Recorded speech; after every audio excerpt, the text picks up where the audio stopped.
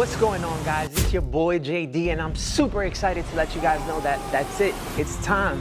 UFC 300 is here. Non-stop violence. It's gonna be incredible. I mean, you got the BMF belt on the line. You have the women's strawweight title, the lightweight heavyweight title on the line. I mean, you got Penn State's own Bo Nickel. You got Charles, the Bronx Oliveira.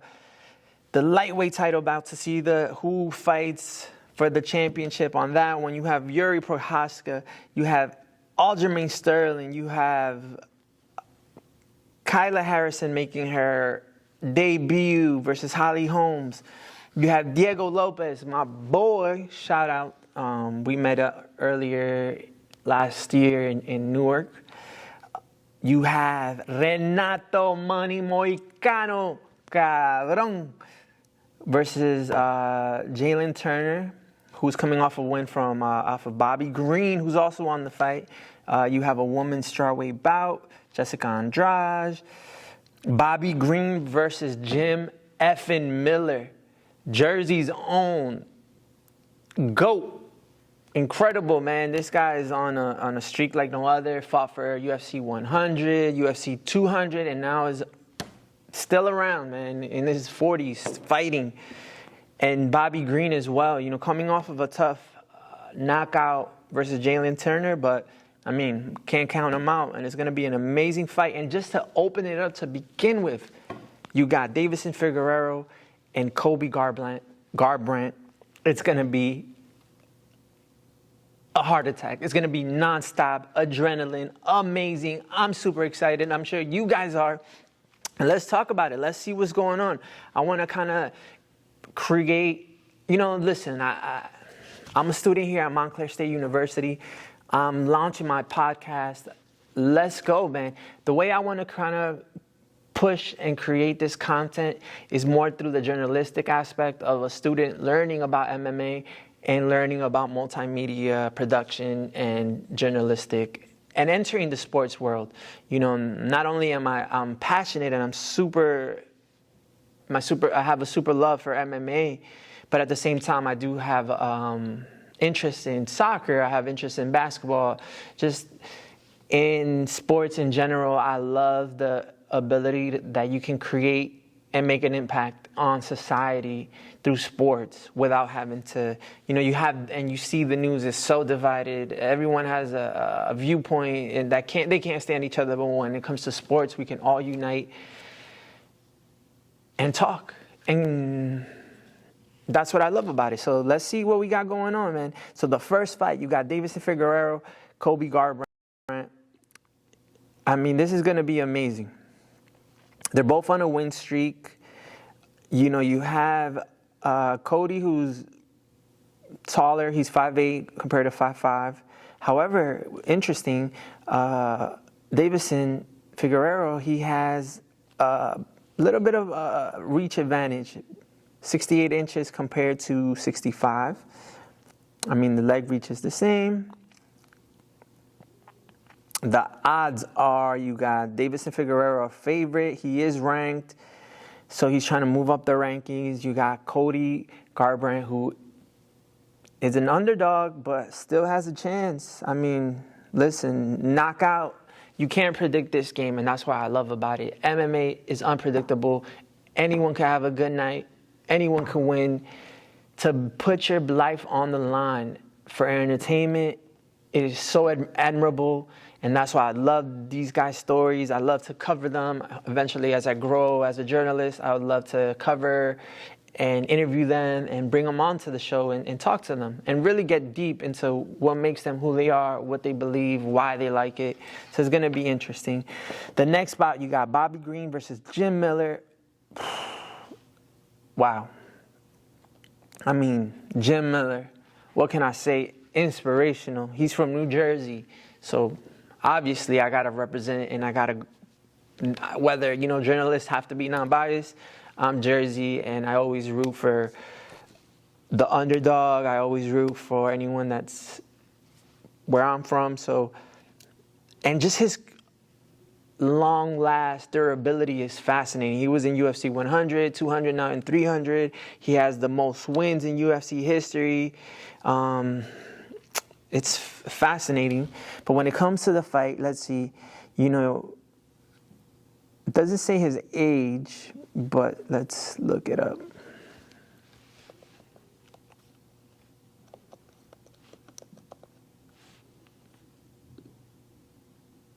"40 years old."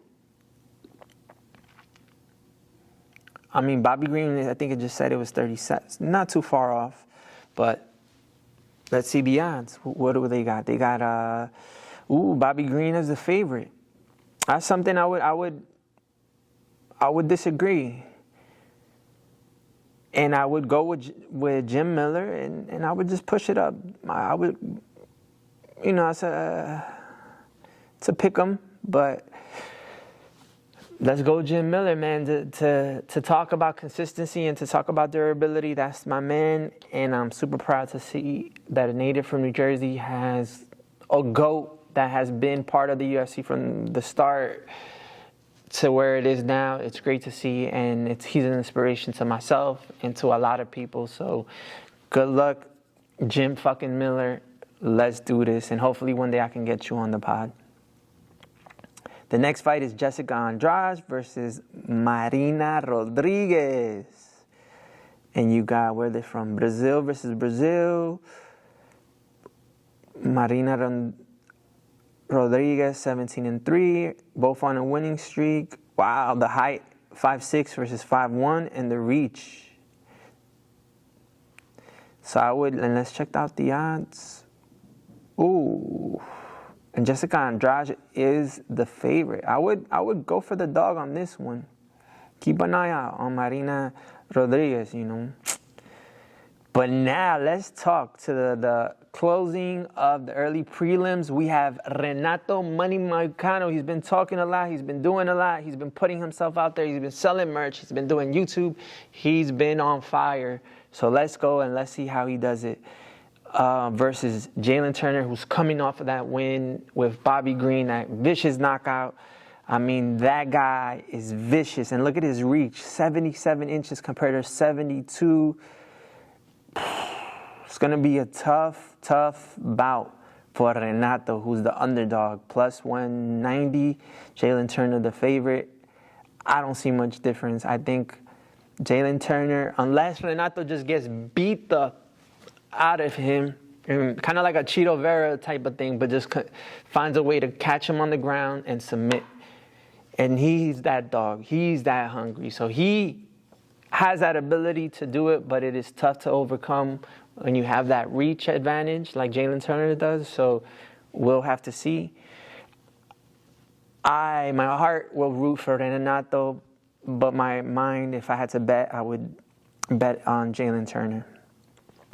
Next, we have the opening of the prelims, which you have Diego Lopez, who's been on fire. I got to meet him, got to talk to him. Great guy, became a fan. It's hard to not be, to see his story. He's from Brazil, was training in with Alexa Grasso and that camp in Mexico. I think he was, and that he's a coach, and he's trying to break into the rankings. So I mean, Sadiq Youssef, let's see his record. 13-3, 23-6. So he's coming off of a loss from Nigeria. The reach is about 1 inch apart, 1.5 inches apart. The height difference is a little 5'11" to 5, but let's check out the odds. And you have Diego Lopez as a favorite, which I would agree by. And I would say he's making a statement. He's got the fans behind him. He's grown a following, and he's hungry to get into the 15. And I think he will do that. So, vamos. Diego Lopez, cabrón, mexicano, brasilero. Échale pa'lante, brother. Yo sé que puedes. Next, we got Kayla Harrison versus Holly Holmes, OG in the game. I mean, 13-3, 23-6. So he's coming off of a loss from Nigeria. The reach is about 1 inch apart, 1.5 inches apart. The height difference is a little 5'11" to 5, but let's check out the odds. And you have Diego Lopez as a favorite, which I would agree by. former champ. And then you have the Olympic, she Olympic judo champ in Kyla Harrison making her debut in the UFC. They don't even have a picture up for her yet. I don't think they have odds as well. The thing going into this was, I think Kyla, she's a little heavier set, so to her to go to 135, people were questioning whether she could do it or not. We're going to see moving forward with the weigh-ins, everything, how that works out. Holly Holm has been around. She's a former champion. So the advantages, they're pretty much the same. Nothing. This one's just if anything, if the weight cut doesn't go against, it's tough. I don't know how to say. I would say Kyla, with her Olympic experience, her judo experience, if she could bring down Holly Holm, maybe she could submit her and you call it a wrap. But if Holly Holm has flashes of the great one, who knows? It's going to be great. I have to pick them, and stay tuned on that one because you would have to see how the weight cut on Kyla is to see how it affects her, to really engage more of that fight. Then you have Calvin Kattar versus Aljamain Sterling, former champ Aljamain. He's 23-4. He's coming off of a loss versus Sean O'Malley. 5'7" versus 5'11". The reach is about 1 inch difference. Aljamain, I got to speak to him in New Jersey as well. Great guy. The odds are he's the favorite to win. I think Calvin hasn't fought. He had an injury. He's coming off. Hasn't been consistency.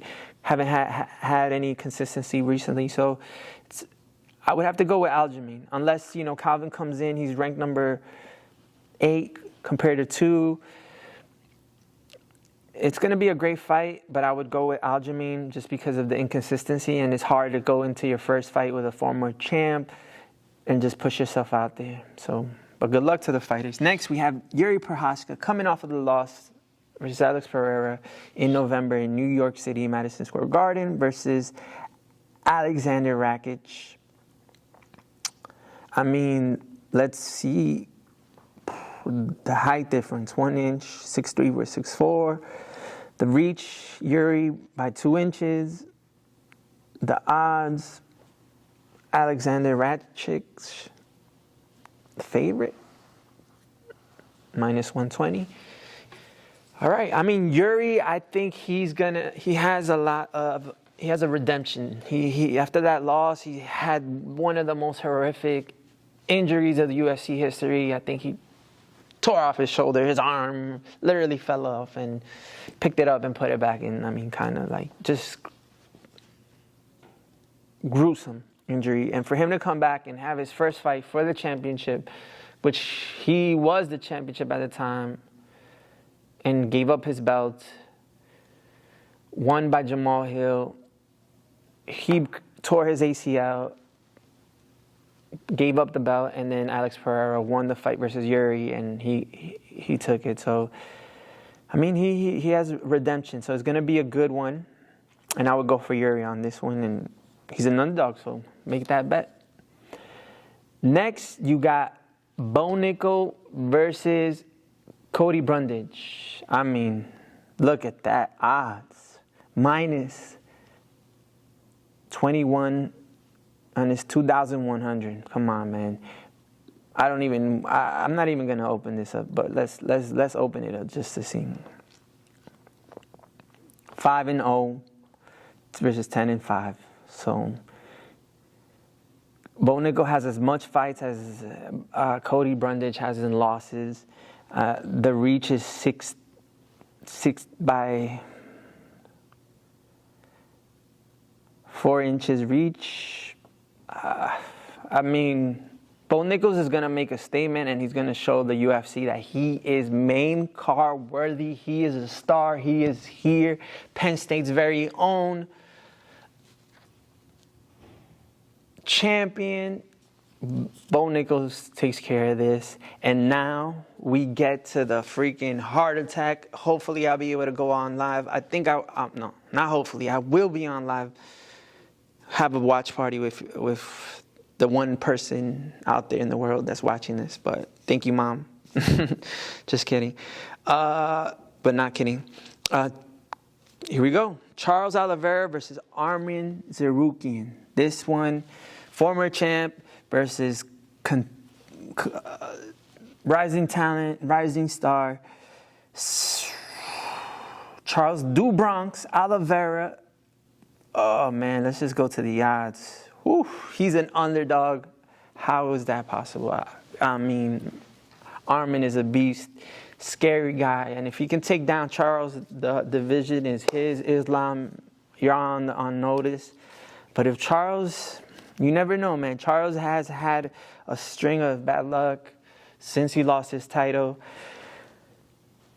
Let's see how he overcomes. You know, when you have a lot of things not going your well, you just want that win. You want that win, but maybe that win he might put too much pressure with a young guy. We saw it with Ilia Topuria, who just was a rising star, who was just the beast, who's undeniable, who's unstoppable.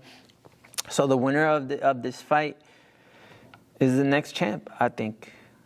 And now, forget the rest. Let's get to the meat. Let's get to the entree, the main freaking thing. The reason why everyone's going to tune in is because of Justin Gaethje, the highlight, and Max Blessed Holloway.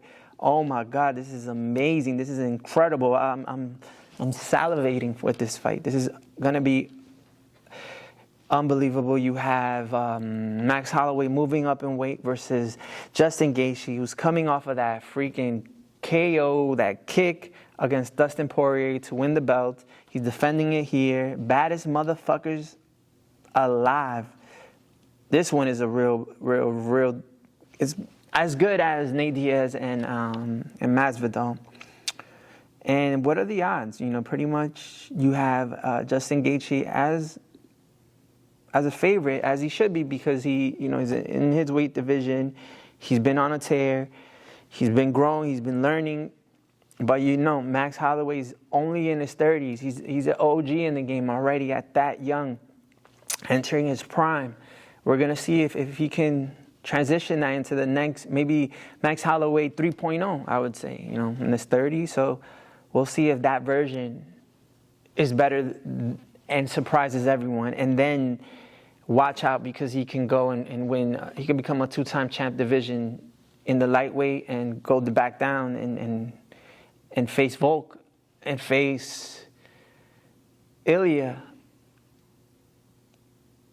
I mean, it'll be. This one is gonna be the star of the show. The name, who I think is more impactful. The career is on the line here for more. In these two fights, their career, who's on a trajectory up and down, who will be, especially with so much eyes on the MMA community watching, who's going to get the most chatter, who's going to get the most talk.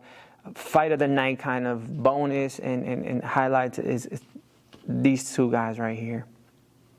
You got Zhang Weili versus Yang Xiaonan, right? I mean, they're both, we have a China versus China championship, which is amazing for China, great for the sport.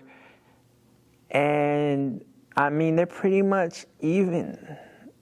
3 losses, 1 incomplete, 24 a little to 17, no odds. I mean, significant. It's tough. This one, I'm just going to sit back and watch. I have no invested interest in it because this is China's title. You guys deserve it. Enjoy it. And whoever wins, may the best fighter win.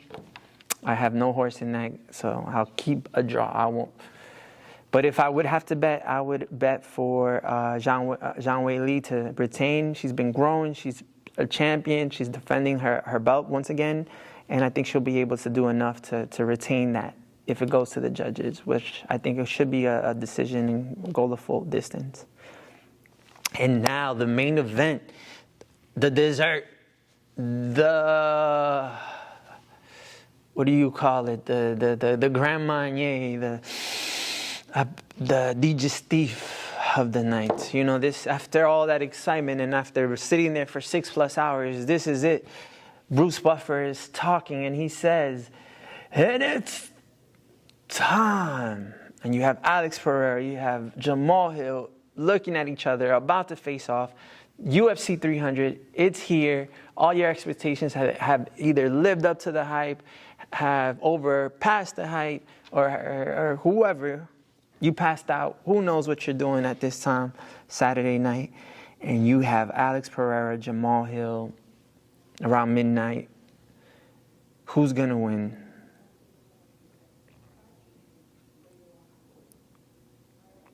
I mean, Alex Pereira, what can I say? He's my favorite fighter. Just his ability to overcome. I think he has 9 fights, 11 fights in total in MMA, maybe 9 or so in the UFC. And to be a 2-time champion, what he's done in the amount of fights that he's had for the sport or for as a fighter is unheard of. And I mean, he doesn't talk a lot, but he does a lot. And he is vicious. And he is scary, man. His power, his lineage, where he comes from, that's something to look forward. Then you got Jamal Hill, man. This guy, I wouldn't say I'm a fan, but he is a monster. He is a beast in there.